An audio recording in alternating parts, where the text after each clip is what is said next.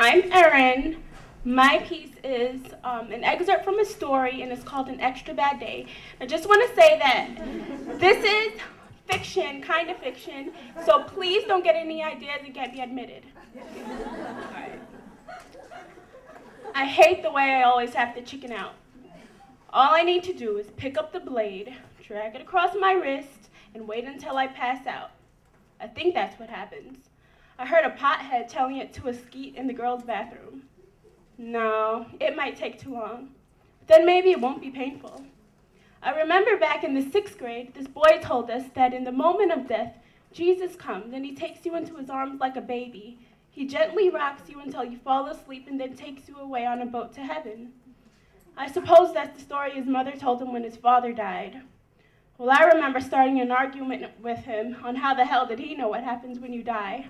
But who's to say he's wrong? Shit, I'd take being cradled like an infant before my throat closing up any time nowadays.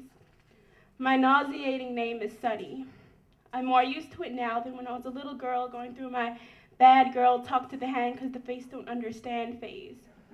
I'm in the 10th grade now, and I'll be 18 in 3.5 months. I fit into the never take a shower, stone slacker sect at my school. For the trillionth time, I'm sitting up in my bed at 1:30 in the morning, surrounded by incomplete homework assignments and scattered textbooks, just thinking and cutting. I'm too sleepy to worry about the negative charge of an electron. When morning arrived, the sun rays spilled through my window and into my cornea. Drained and exhausted, I kind of felt like a coyote turd run over 80 times on some road in Arizona. The bags under my eyes were raised like loaves of bread. Within about an hour and a half, I completed my morning rituals, left my building 9:15, and watched the bus that would get me to second period on time chug-a-lug down the lane without me. I slouched by the fire hydrant beside the bus stop. I knew I'd be late for the 3rd time this week. Oh well. I noticed that everyone that walked past me seemed to stare at my clothes and what the fuck is her problem look. I guess because I'm wearing a jacket and it's 90 degrees Fahrenheit. They should really mind their own damn business. I don't show my arms. Just then, I remembered a photo of myself at 4 years old baking chocolate chip walnut cupcakes with my grandma in a bikini. The excitement pouring out of that picture was enough to make me cry. How did I ever bring that little girl down?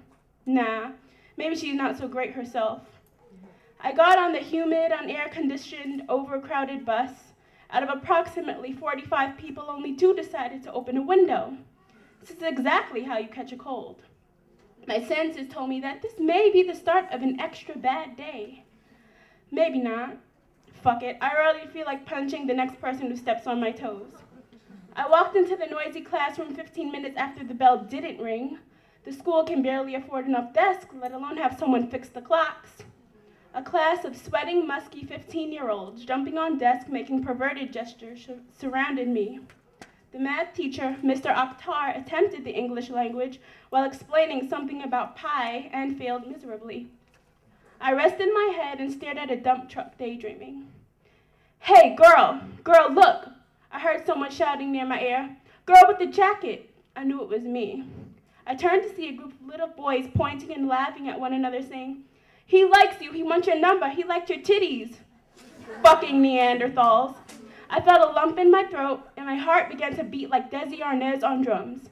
This was definitely the beginning of an extra mad day.